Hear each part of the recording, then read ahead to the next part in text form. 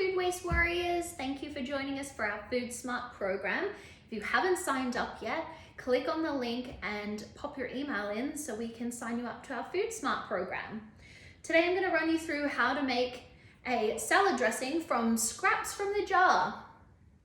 This is one of my all-time favorite how to use the rest of what's left in a jar. Today I've got a little bit of mustard left over in this jar and I don't want to waste it.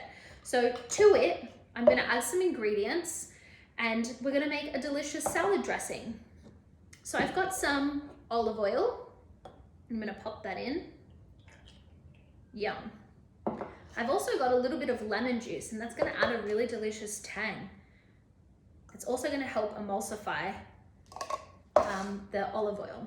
I've also got some chili oil and some fresh chili because I love a kick. So I'm going to add a little bit of that as well. You can use any flavor that you like. I'm also going to pop in a pinch of salt. And then all you need to do is return the lid to the jar and give it a really good shake.